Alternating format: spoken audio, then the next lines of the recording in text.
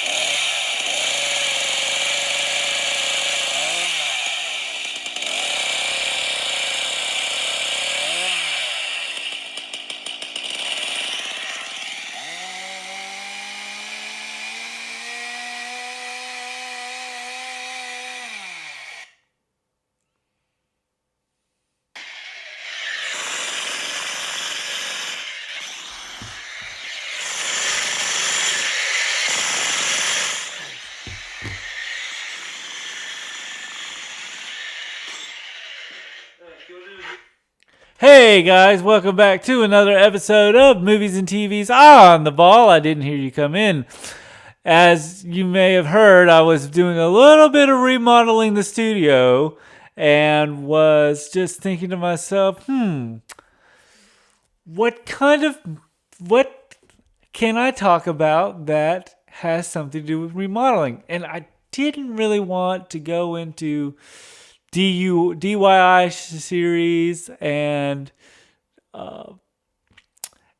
shows on HGTV, and to tide you guys over between X2 and our X2 review and John Wick Chapter 4, I decided to take a look at I'm looking at the television series Home Improvement. I hope you got that joke because I did all that construction work outside. I'm doing new. This series is going to be called "Welcome to Mr. Movie Doing Some Home Improvement." I'm doing a new series brought to you by the Boy. This is Boys Meets World. I'm back with another TGIF series. From this series lasted from 1991 to 1999, so it lasted for about, I think, 5 seasons. It lasted for 8 seasons, and it lasted for 8 seasons, and the show, and it kind of was a big show around in the 90s. The show premiered on September 17th, 1991 and ended in May of 1999, so 8 seasons and about 204 episodes. This video is just going to be on the pilot episode of Home Improvement, and I'm going to kind of give you sort of my thoughts on the show, and then talk about but first kind of get into the nitty gritty of cast and crew. The show was created by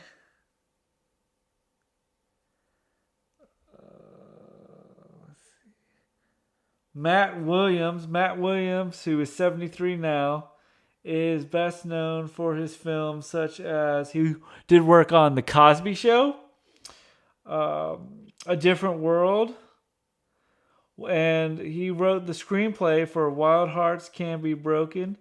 He also directed and co-produced the feature film Where the Heart Is with Natalie Portman. He also wrote and directed Walker Payne in 2006, starring Jason Patric and Sam Shepard. His other works in TV include, he's produced films such as What Women Want. He's also worked on the CBS soap opera Another Life as well. But he's one of the creators. Then you had Cameron Finstra, who is best known for Carmen Frista,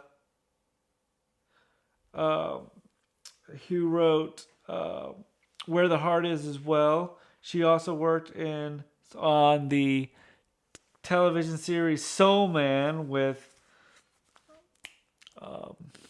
Dan Aykroyd and Thunder Alley. Her other works include she was executive producer for What Women Want with Mel Gibson and Helen Hunt. She was a producer for the Canceled Too Soon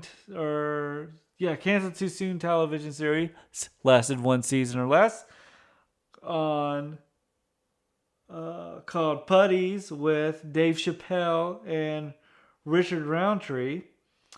It was also created by let's see, hold on. She also did Thunder. Let's see, that was it. Okay, so then there was David McFadden. David McFadden is best known for his producer work in Bernie. He also was executive producer for What Women Want. He was the executive producer for the spin-off sequel film What Men Want.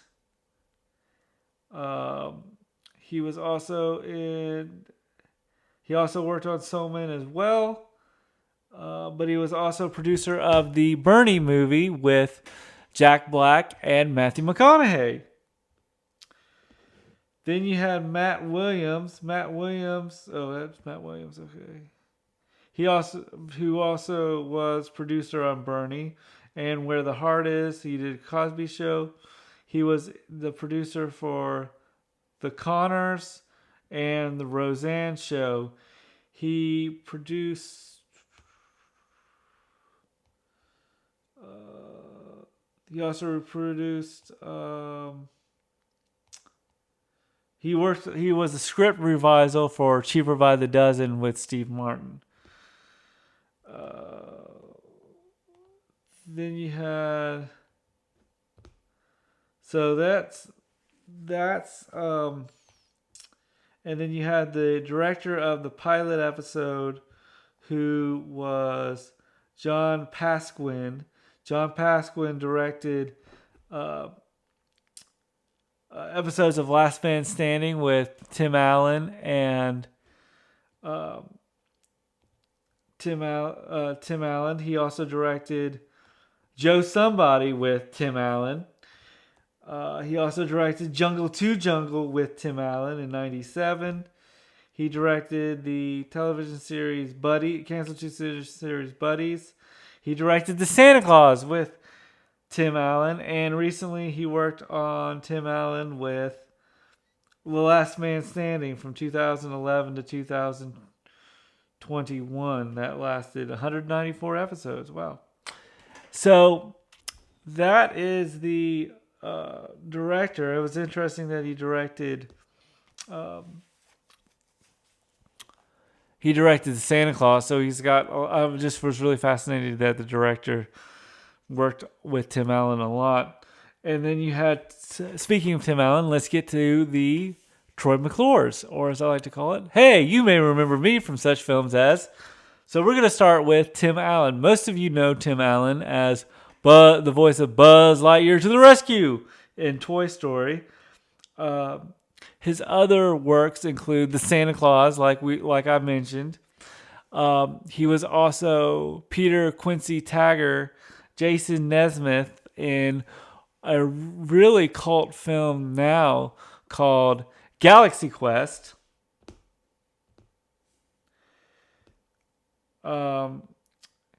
He was in The Santa Claus, Toy Story, so he was in all 4 Toy Story movies.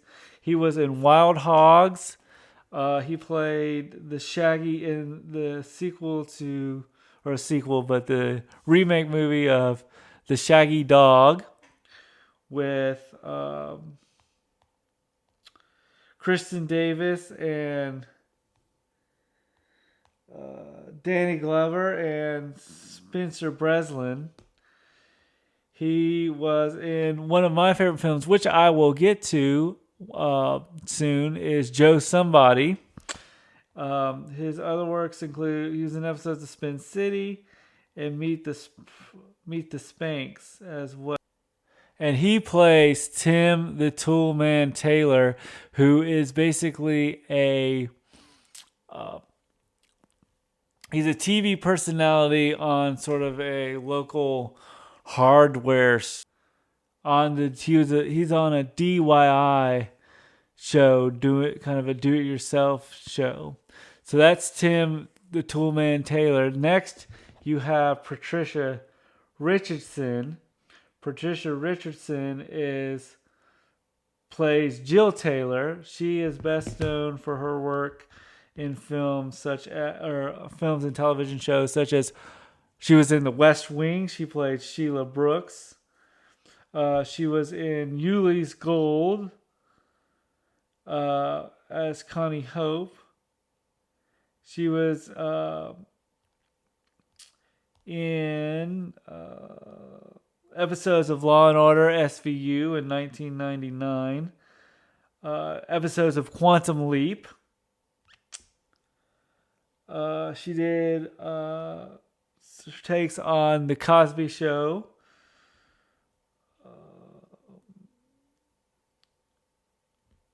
Let's see.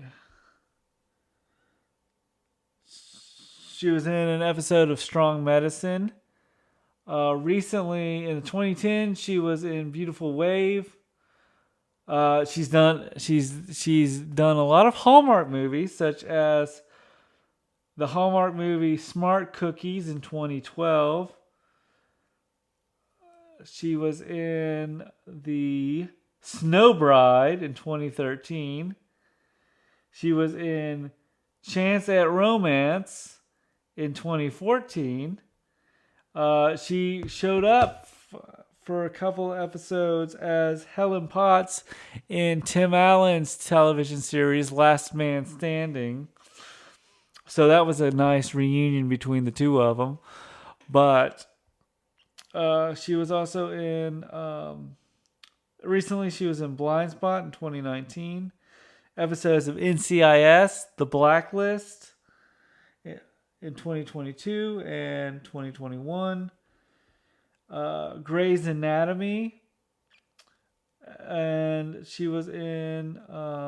she's recently been in Shantley Bridge as well. But she plays Jill Taylor, who is Tim's wife, and she sort of is the housewife raising her boys and stuff. Speaking of boys, let's look at the three Taylor amigos. You have let's go from youngest, middle to oldest.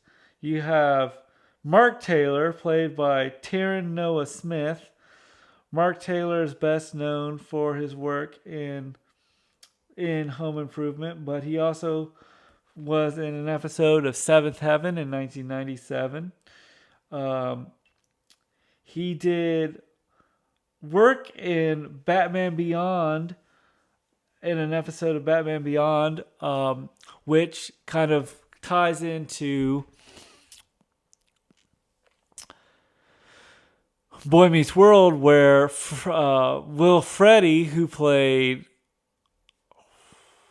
Eric, is the voice of Terry McGinnis in Batman Beyond. So there's kind of a connection there. He was in Little Bigfoot 2, The Journey Home. And that's pretty much it. He hasn't done anything since then. Then you had the older brother, played by Brad Taylor, played by Zachary Ty Bryan. Zachary Ty Bryan was in... he was in First Kid. He played one of the bullies in First Kid that basically bullies the president's kid. He was in episodes of Fresh Prince of Bel-Air. He was in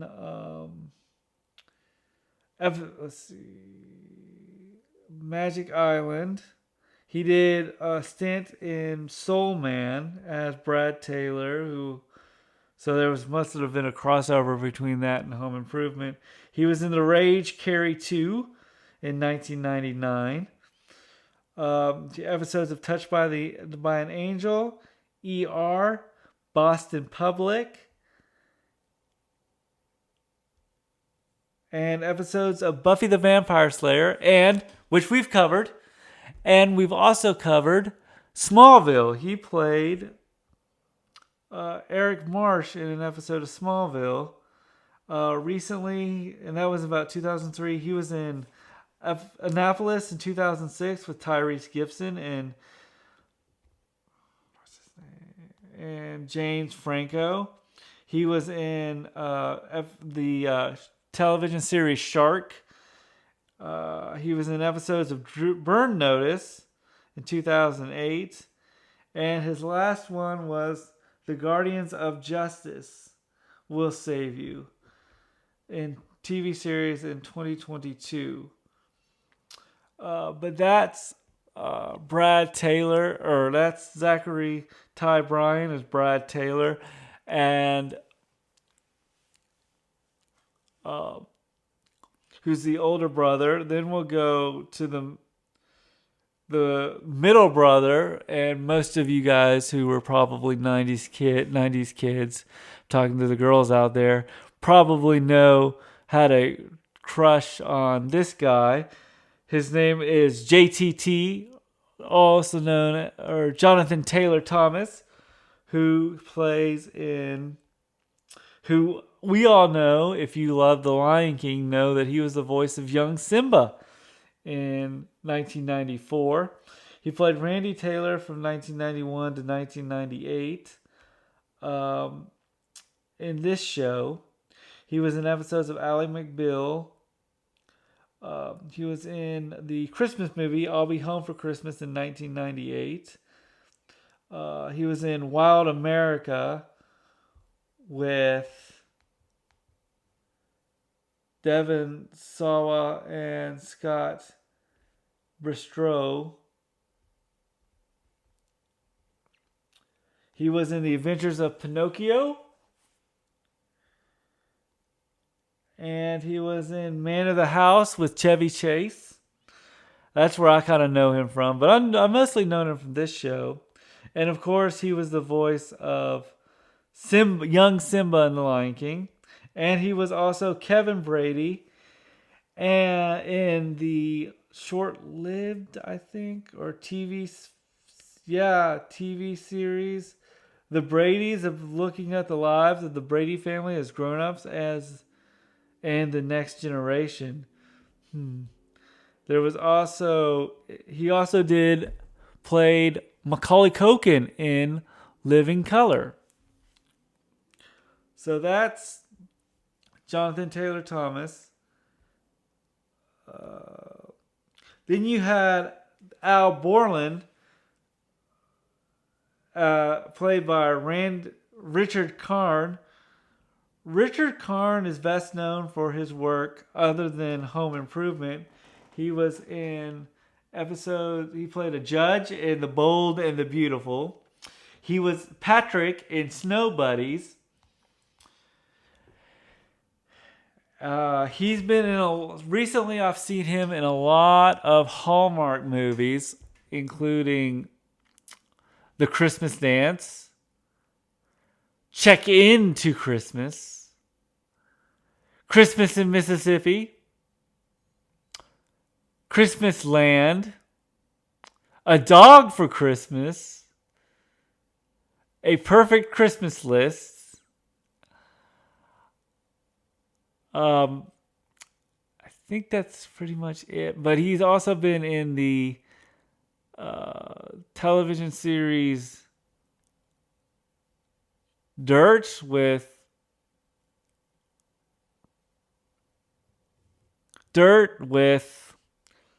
Courtney Cox. He's also been in the Air Bud movies. That's episodes of That 70s Show, episodes of Recess. He did work in Boy Meets World and in episodes of One Life to Live. Then you had also in the cast is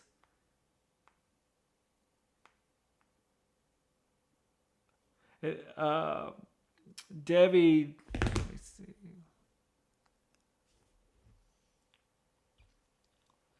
Debbie Dooning as Heidi Kirkpatrick. She was in Leprechaun 4 in Space, Wicked Wicked, Debbie During's Dude Ranch lineup, episodes of Sabrina the Teenage Witch with Melissa Joan Hart, and The Jamie Foxx Show, to name a few. She was in episodes of, she was a Baywatch girl. In Baywatch, she played Anna Campbell. She was in Tales from the Crypt. And episodes of Who's the Boss and Dream On, to name a few. But last but not least, let's not forget about Willison. Played by Wilson Jr., played by Earl Hindman. You probably know him mostly as Wilson in this show. He's had a long, lustrous career. He's been acting since 1968.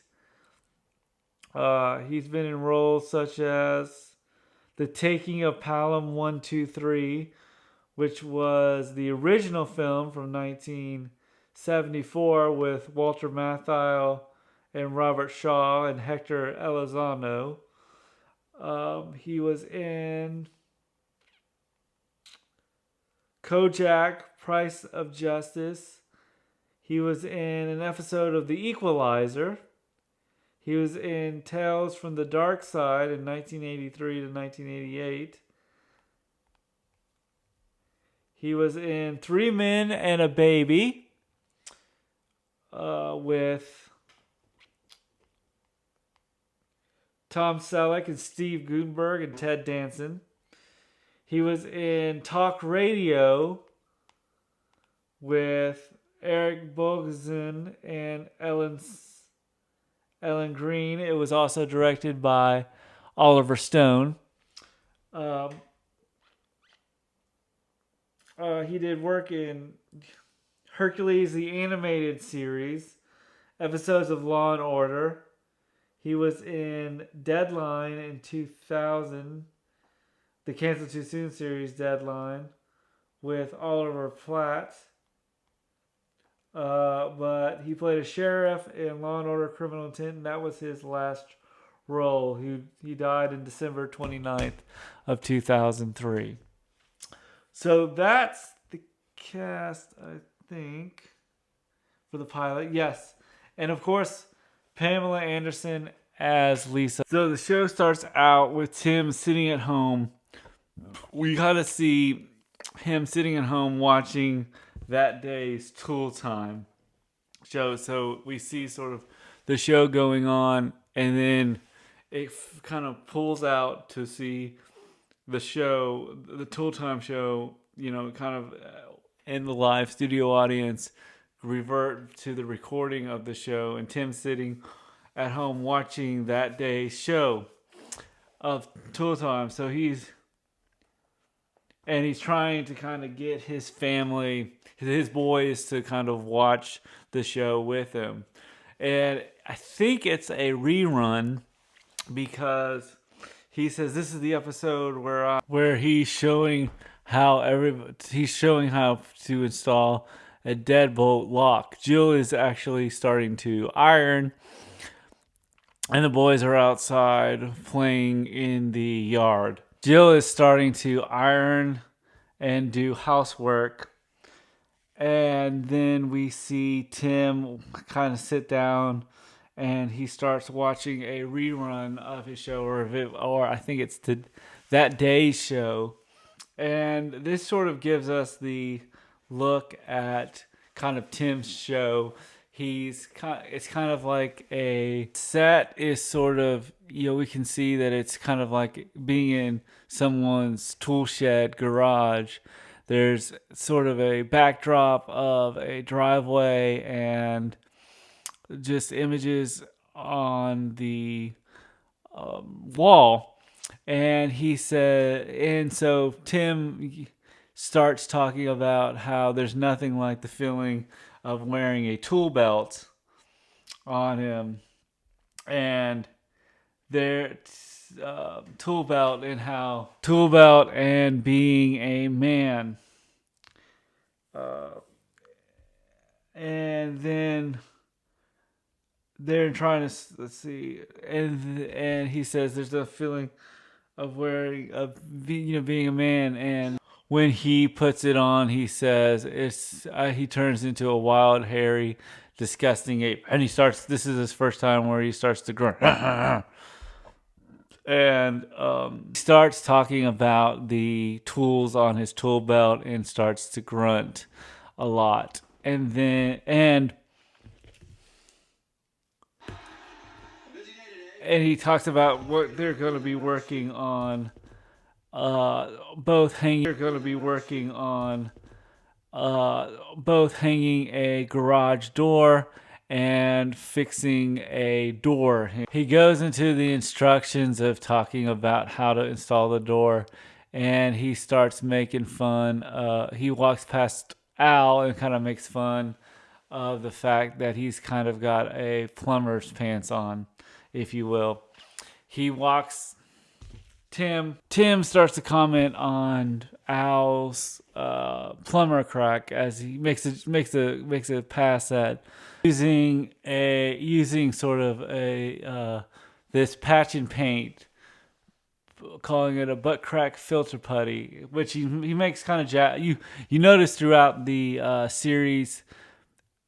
Tim starts to make kind of comments, jabs at Al, and Al's so good natured that he kind of rolls with it. So Al suggests that they should use a 1/2 inch logger, and Tim pretty much says, "Come on, Al, that's just a puny drill." And he says, "What you need is a man's drill." And Al says, "This is the proper tool that we need."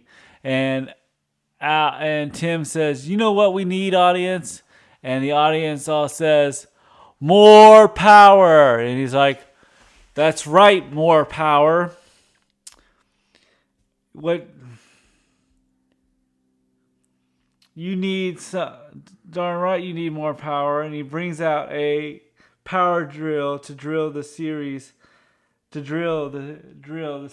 heavy duty variable speed drill, double reductor for gearing 1400 RPMs and 6.8 amps. He starts tells the audience that, this is a powerful drill and it's going to be great. And then he says, "But you're going to, start drilling, but you're going to hear your nagging wife, to turn off." She says, turn off the drill. It's making too much noise." And it's making too much noise. And then you hear talking about, we cut to Jill, and then we see kind of Jill watching that day's episode of Tim, and Tim's kind of watching it with her, and Jill asked him who is that supposed to be? Is the nagging wife supposed to be me? And Tim says, "No, that's every wife, my dear. It's supposed to be every wife." And he says, "Every wife, my dear." And Jill and Tim start tickling each other.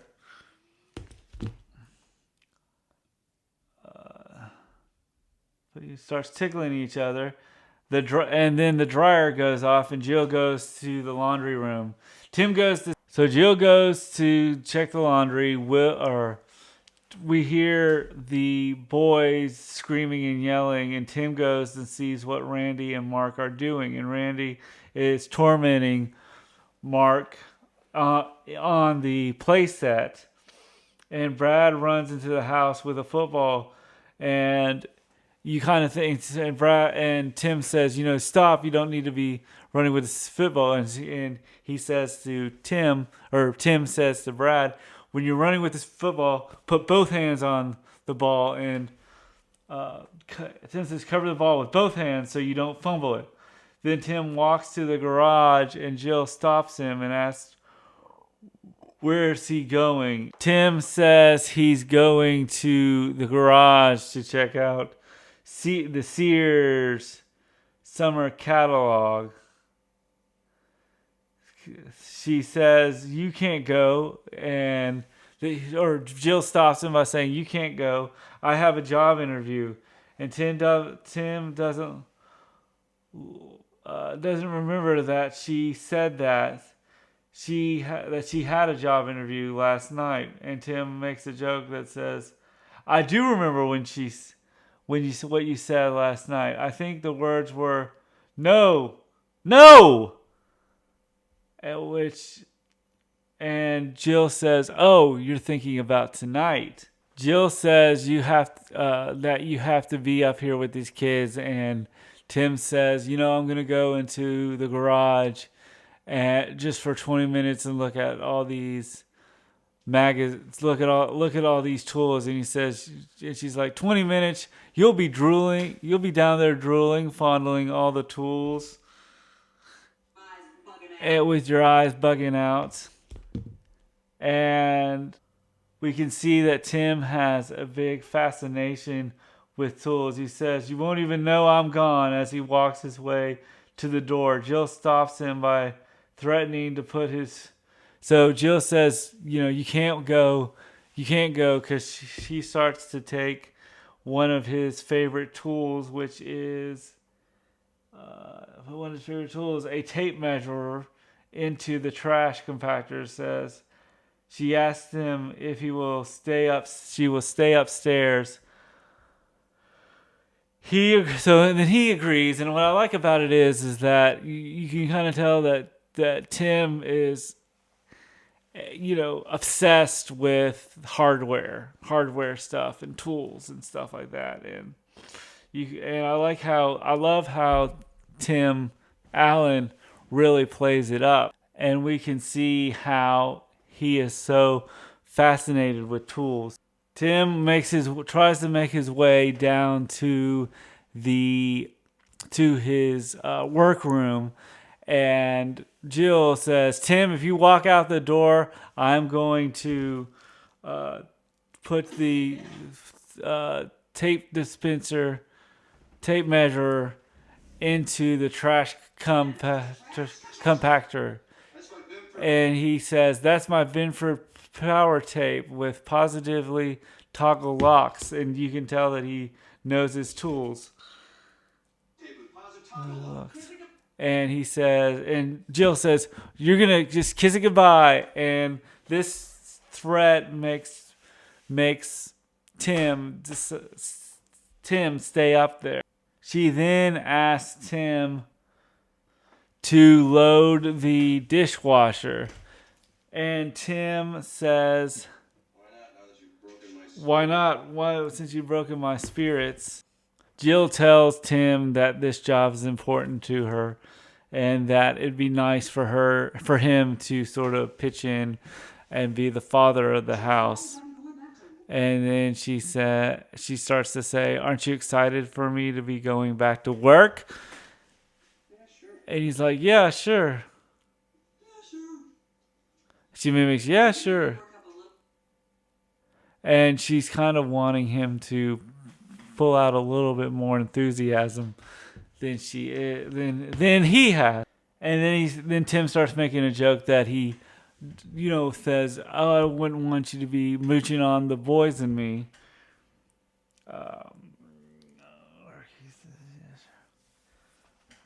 and then he starts slapping his, and then we see him, you know, and then we can kind of see that they have a connection because he starts, you know, playful. They start being playful with each other, and as that's going on, Randy comes in and ask if he could stay at his friend's Tommy's house. Tim puts his and Tim says, "Yeah, sure, go ahead." And then Tim puts his attention back to the dishwasher because Jill tells him that you don't need to put the dish in the dishwasher, you have to wash it off first. And Tim's like, "So I have to wash the dish to put it into the dishwasher?" And she says, "Yeah, that spray is not strong enough for egg yolk." And Tim starts cleaning the plate, and then he starts looking at the dishwashers, thinking to himself, "You know what? I could fix this thing." And he gets this sort of, you know, genius look in his eye. And this stops Jill from saying to Jill that no, don't touch. She starts kind of guarding the dishwasher and saying, you know, the dishwasher doesn't need to be touched on because he wants to fix the spray on the dishwasher. Jill says, no, Tim, it's not broken. And he says, "I know it's not broken. It just needs more power." Jill tells him, "No, don't touch it. Don't touch the dishwasher. It doesn't need to be fixed." And Tim is like, "I run my own home improvement show. I know what I'm doing." And Jill says, "Don't touch the dishwasher." Tim starts to look at the dishwasher and talk about how he needs, you know, how much power, how the dishwasher only needs more power, and how he needs like 700 horsepower, blowing everything off every dish in there, including the flour patterns on some of the dishes. And Jill overhears him and says, "I heard that." Tim starts explaining to Jill that he is the king of the castle, and that it is his house, that owns the dishwasher, and he will rewire it any way he wants to. "No, you will not rewire it," says Jill. "You'll screw it like you did the blender." And he says, "What's the problem and she's like, and Tim is like, "What's the problem with the blender?" And she says, it's the only blender on the block that can puree a brick." So that evening, Jill is on her way out of the house, rushing out the door, getting ready for her interview. Tim tells her to basically break a leg, and Jill warns him still not to touch the dishwasher. As Jill leaves, Tim starts talking to Willison with a football in his hand, his next door neighbor. This is our first sort of introduction to Willison, and Willison is the neighbor that pretty much you can barely see his head. Throughout the series, he usually is behind books, usually the fence, or behind other objects, but you never see his face at all. I'm guessing that was a gag that they used in the show. So Tim, with a football in his hand, asks Willison if he has a compressor for sale, but Willison says yes. But Willison says that he traded it in on an accordion. Willison asks if the dishwasher is broken, but Tim says it's not broken. I just wanted to show my wife, because Tim is a man. He wants to show his wife who is the man of the house. And Tim talking to Willison will become a trope of the series throughout the show. I even think that the final episode, which I remember seeing, I think, was where they showed them finally taking down the fence. So back to Tim and Wilson's discussion. So Tim and Willison ask if he has a compressor for sale, but Willison says that he traded it in for an accordion. Willison asks if the dishwasher is broken, but Tim says it's not broken. And Tim wants to show his wife who is the man of the house. My house, and Tim has this sort of like my house, my rules kind of vibe.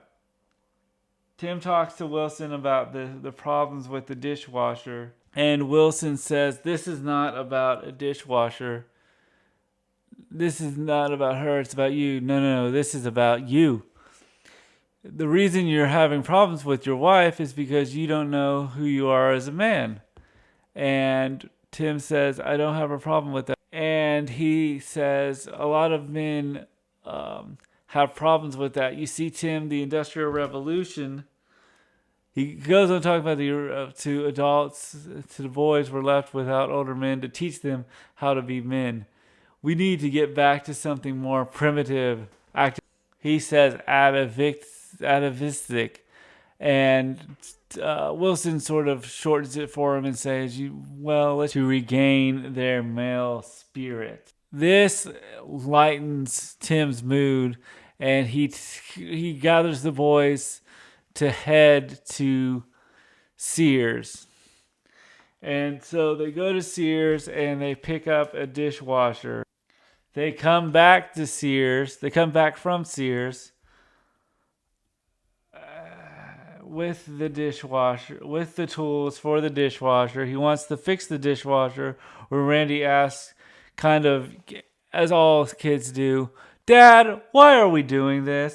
And Tim says, "We are a house full of men, and we need to reclaim the male spirit." And Brad's like, while working on a dishwasher? It's either that, and Brad's working on a dishwasher, and he says, Tim says, it's either that or we're sitting by the campfire telling stories naked, and we hear the laugh from the audience, and the boys run to their room, and Tim says, "He's just kidding around." And then Tim looks at Mark, who's with him, and we can kind of tell that Mark sort of idolizes his father. It's like, Mark is like, "I just want to be with you." And he says, "I want to just be with you." And Tim says, "All right." And he says, "Well, first thing we need to do is do bare-chested men's work." And Tim takes off his shirt, and they start growling and pointing at their muscles, and Tim starts going, "Hur, hur, hur." And then we see Mark kind of copy his father, and Tim does the exclamation, "Huh?" And then Tim says, "I think you're ready for your first handyman tool belt." And he gives it, and it's this kind of this sort of toy tool belt with like plastic tools, and he puts it on his waist, Mark's waist, and then they head into the garage to look at the circuit.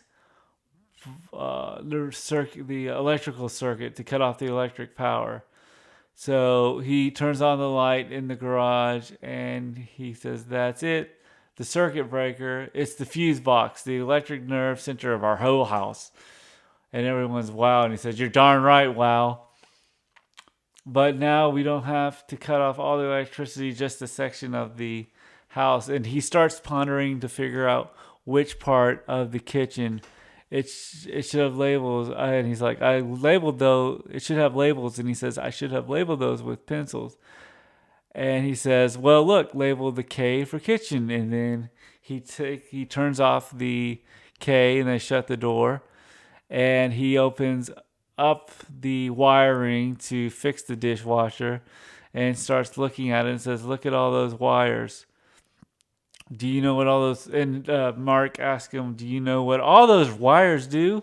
And he says, yeah, we're looking for the one that's grounding. Now red, it's all red. Yellow, and then he kind of changes his tune by saying yellow. That's how the sun hits the floor, and then he clicks the yellow one and gets shocked. Bzoom! And starts walking into the garage, yelling and kind of doing a dance around the kitchen, kind of like to kind of shake off the shock. And Mark asks him if he's all right. And he says, yeah, I am. And he says, how about next time you turn off all of the electricity?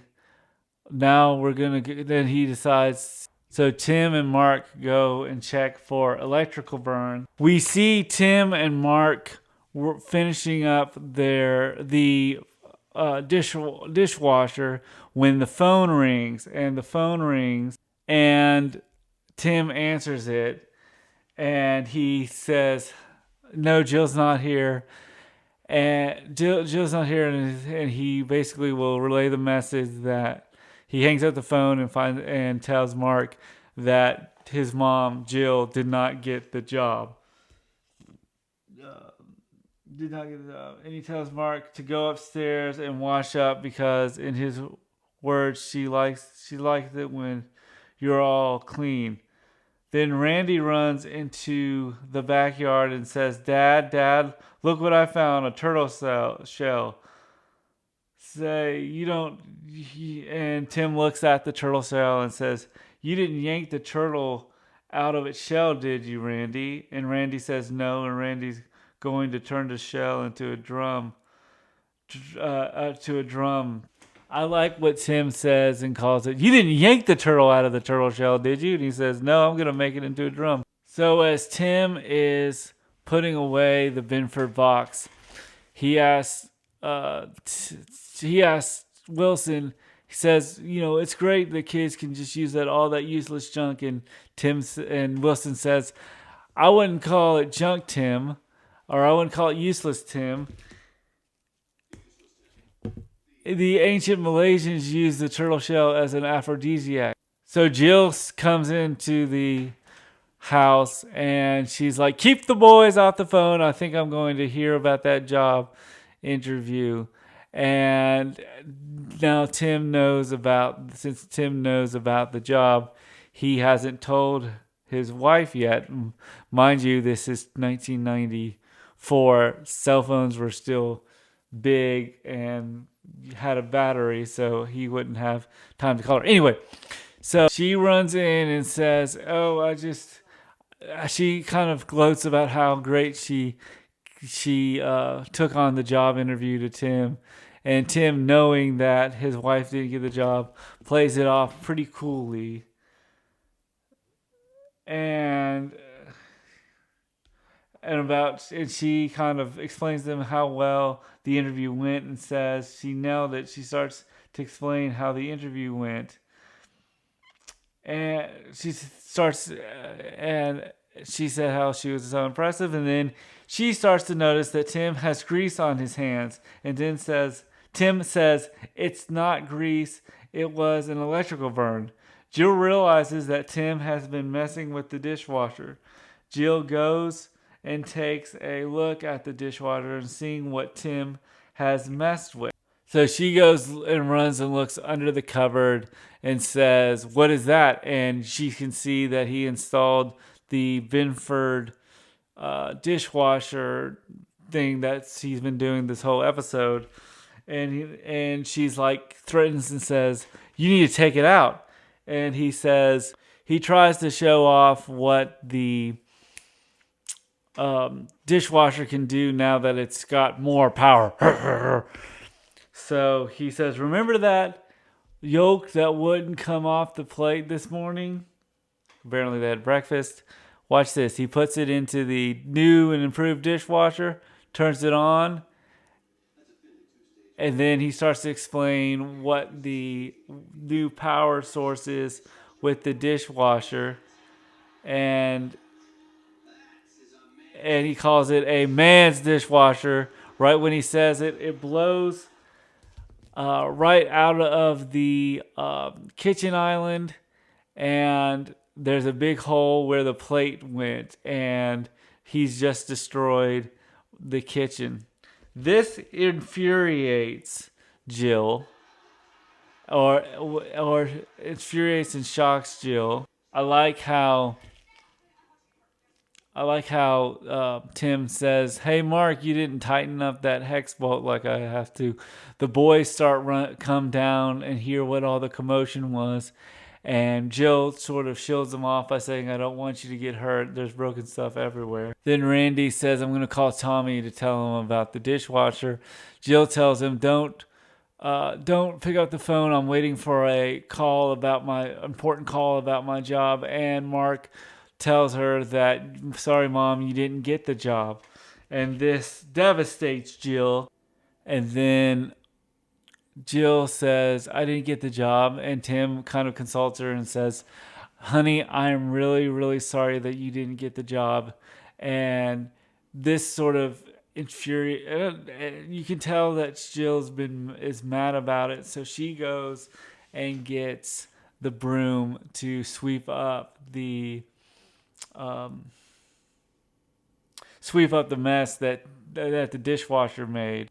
So Jill is mad. She gets a bucket and starts picking up all the broken pieces and saying, I told you not to touch the dishwasher, but you didn't listen." "No, did you?" "It's fine. I'm not going to get angry. I mean, it makes more work for me, but I don't mind." And you can tell that she's saying this because I feel like she is, wanting the job is sort of getting her out of her sort of rut of being a housewife. Not rut of being a housewife, but being out of the, kind of wanting to be back and joining the workforce. I mean, she says she doesn't want to make more work for her, but she says, "You know what? I like to work." And Jill says, "It's not me, it's Tim." And that's what Tim says to Jill. "You know what? This means you don't have to work. You don't really want." And then Jill says, "Look, you don't really want me to work, do you?" And Tim says, "I make more money for the both of us." And Jill's like, "Look, it's not about money. It's more about Jill's independence and contributing to this family and really basically having a life out of the house." She doesn't want to be a stay-at-home mom anymore. Tim tries to give Jill advice about going into the workforce, and Jill says, "Now I have to get advice from a guy who prances around a TV station grunting like a baboon. What does that have to do with anything?" And Jill says, "Well, Miss Binford flashes her big headlights." And Tim kind of gets offended because he's kind of like saying, "Are you talking about Lisa?" And who is the character played by Pamela Anderson. Then Tim puts his foot in his mouth by talking about how Pamela Anderson says she didn't take your job. She has a job. And this really upsets Jill. And Jill kind of looks at him kind of like, "You kind of really said, the most disgraceful thing." And Tim's like, What did I say?" And then gets shocked by the electrical current that shoots a fork into the door. So he goes into the backyard and kind of consults with Willison about what to do, and he's smelling kind of what Wilson's cooking, and he's like, "That smells like baby back ribs." And he says, "Nope, it's squirrel." And then Willson says, "Catch of the day, cooking, the sun setting." Men standing around the campfire and telling stories. Tim says, "You know what? Can I tell you a story, Willison?" Tim says, "I tell her what she should do." Jill walks away, and Wilson tells him that he's having an asymmetrical conversation. Wilson says to Tim that by nature men are problem solvers, and that Jill just wanted him to listen while she shared her feelings. And Tim says, "Isn't that bad?" Feelings. And Tim says, "Isn't that what I was supposed to do?" Tim thinks that because he didn't listen to her, that's the reason why Jill got mad at her. And Wilson kind of says, "No, she got mad at you because you blew up the damn dishwasher." The next day on Tool Time, Tim is sanding a table, saying that working with your hands is very primitive and animalistic. He says it's almost like reclaiming the spirit.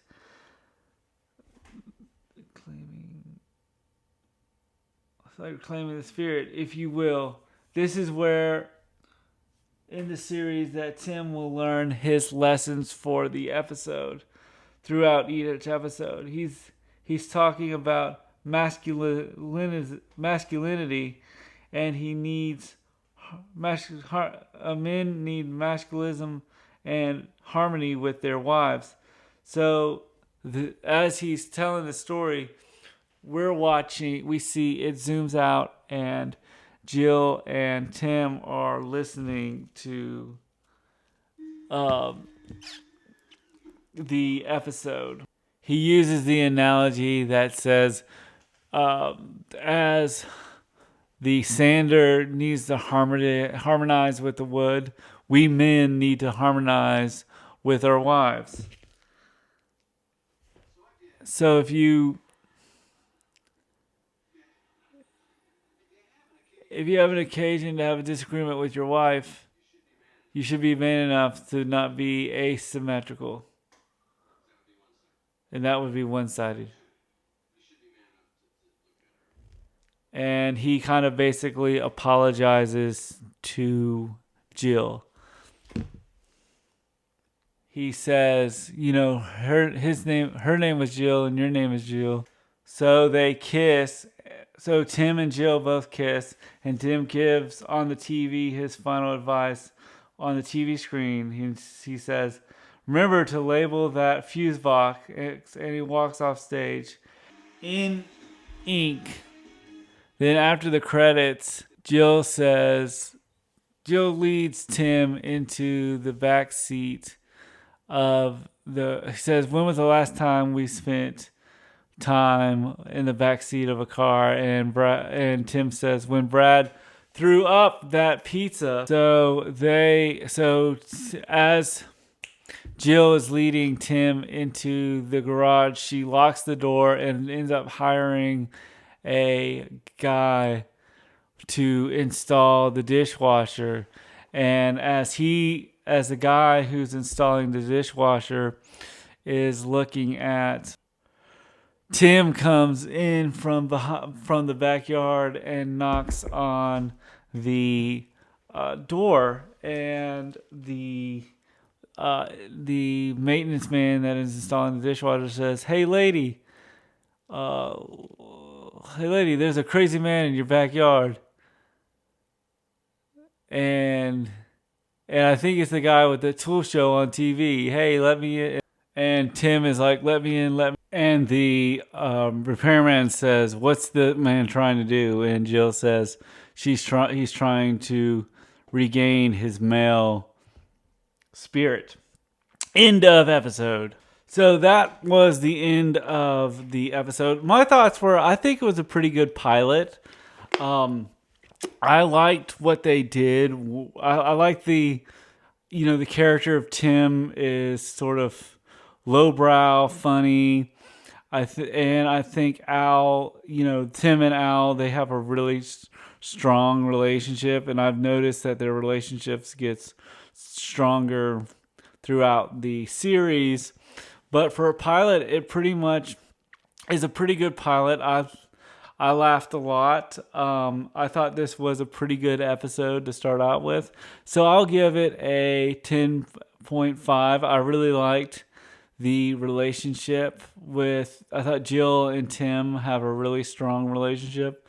And the boys, even though in this pilot episode, they're not really fleshed out as characters, I feel like they're really nice, really interesting, strong characters, which hopefully we'll get to learn more about as the series continues. So for the pilot episode, I give it a 8.3 out of 10. Thank you for joining me on this viewpoint of home improvement. I'll probably be back with episode 2, probably back to back with the OC episode 2. So that's the pilot episode of Home Improvement. Hope you guys like and enjoy. And as always, like and subscribe. I'm Steve-O, and bye.